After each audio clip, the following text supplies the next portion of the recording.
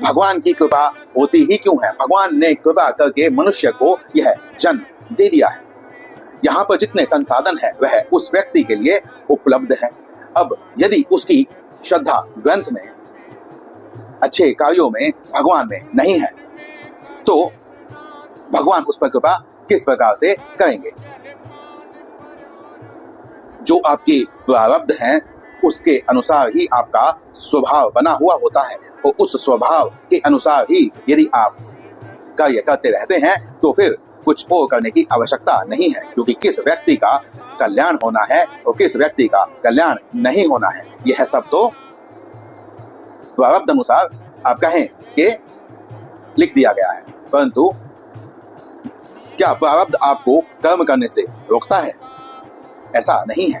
आपको जैसा आपका प्रारब्ध होता है, जैसी आपकी स्वभाव होता है, जैसी आपकी स्थिति होती है, उसी प्रकार की परिस्थिति का निर्माण होता है, और आप उस परिस्थिति में किस प्रकार से कर्म करेंगे इसके लिए आप स्वतंत्र होते हैं। यदि भगवान आपको कृपा करके आपका कल्याण कर दें तो आपकी स्वतंत्रता का दोहन हो जाएगा। फिर कोई भी मनुष्य यह कहेगा कि भगवान ने मुझ पर कृपा नहीं की तो मैं कैसे भगवत प्राप्ति कर सकता हूँ, मैं कैसे अपने जीवन को सफल बना सकता हूँ, मैं कैसे कोई लोक कल्याण का कार्य कर सकता हूँ? भगवान ने कृपा ही नहीं की। भगवान कृपा करते हैं परंतु आप जब कृपा चाहते हैं। आज हम अपने आप को देखें कि कितने भगवान के अवतार हो चुके हैं, कितने ही बड़े बड़े महापुरुष आ चुके हैं, संत आ चुके हैं, परंतु आज भी हमारा उद्धार नहीं हुआ है, क्योंकि हमने कभी अपने कल्याण की इच्छा ही नहीं की।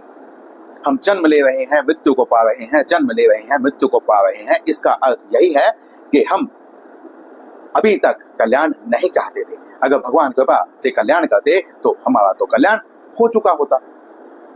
इसीलिए भगवान ने भगवत गीता में यह कहा है कि तेरा कर्म करने में अधिकार है, तुझे कर्म करना है, फल का तू अधिकारी ही नहीं है। इसीलिए मनुष्य को कर्म करना चाहिए, ऐसे कर्म करने चाहिए जिससे उसका पतन ना हो, जिससे उसकी आध्यात्मिक तरक्की हो, जिससे इस जीवन के पश्चात भी और इस जीवन में भी उसका कोई बंधन न बन पाए।